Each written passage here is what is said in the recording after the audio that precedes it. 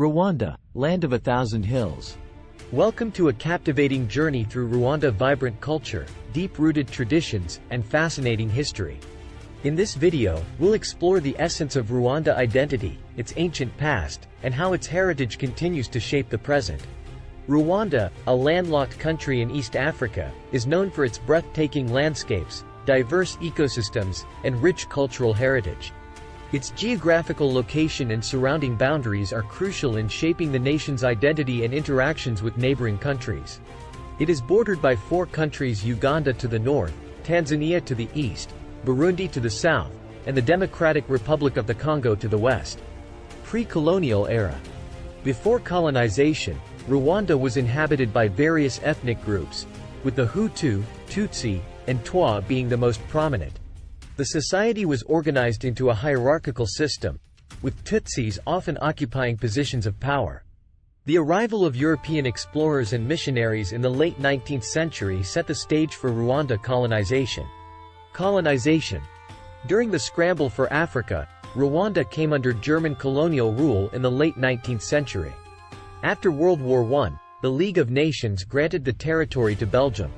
The Belgian colonial administration exacerbated existing ethnic tensions by implementing discriminatory policies that favored Tutsis, which intensified divisions between the ethnic groups.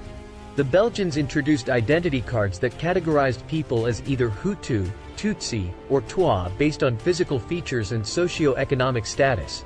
This colonial policy exacerbated ethnic divisions and favored the Tutsi minority, leading to tensions.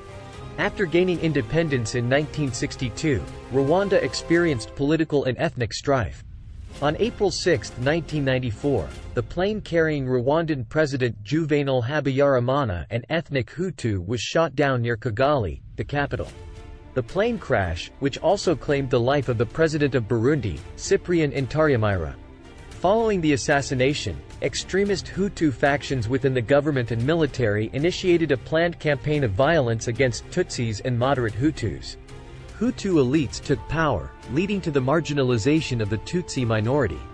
Tutsi refugees fled to neighboring countries, forming armed resistance groups.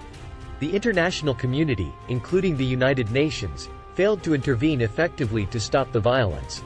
Evacuations of foreign nationals were prioritized over intervention to prevent the genocide. Many powerful nations and international organizations hesitated to intervene in Rwanda due to their political and strategic interests. Rwanda was considered a relatively small and geopolitically insignificant country, which influenced the priorities of foreign governments. The genocide continued for about 100 days until July 1994, when the Rwandan Patriotic Front, RPF, a Tutsi-led rebel group, captured Kigali and declared an end to the genocide. The conflict resulted in the mass killing of an estimated 800,000 people, primarily Tutsis. After the genocide, Rwanda embarked on a journey of healing and reconciliation.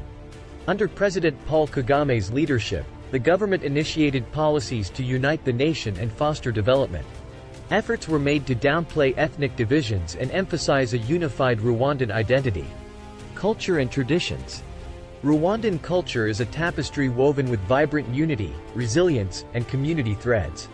At the heart of this culture lies the Umuganda tradition, a nationwide community workday, where Rwandans come together to contribute to the development of their communities. Rwanda craftsmanship reflects the creativity and skill of its people. The traditional art of basket weaving, known as agasik, produces intricate patterns with aesthetic and symbolic significance. These baskets, often gifted, represent unity and are a proud testament to Rwandan heritage. In the architecture of Rwanda, history speaks through the design of ancient royal palaces, such as the Nyanza Royal Palace. These structures tell stories of dynasties, governance, and the rich cultural tapestry that has shaped Rwanda identity. Rwandan festivals celebrate the nation's diversity and traditions. The Kwita Izina ceremony, where newborn gorillas are named, showcases Rwanda's commitment to wildlife conservation and its connection to the environment. Umuganoro. This is a traditional harvest festival that celebrates the bounty of the harvest season. It is a time of thanksgiving, feasting, and cultural performances. While Umuganoro is not widely celebrated today, efforts have been made to revive and promote this cultural festival. Rwandan cuisine reflects the harmony between culture and nature. Dishes like ugali and isam are not just meals but also bearers of tradition, stories, and values passed down through generations. Language. Rwanda is a multilingual country with several languages spoken across its population. The two official languages of Rwanda are Kinyarwanda and English. Kinyarwanda is the most widely spoken language and is a common language among the different ethnic groups in the country. English was introduced as an official language after Rwanda joined the Commonwealth in 2009. Swahili is also taught in schools and has gained importance as a regional and trade language. Religion.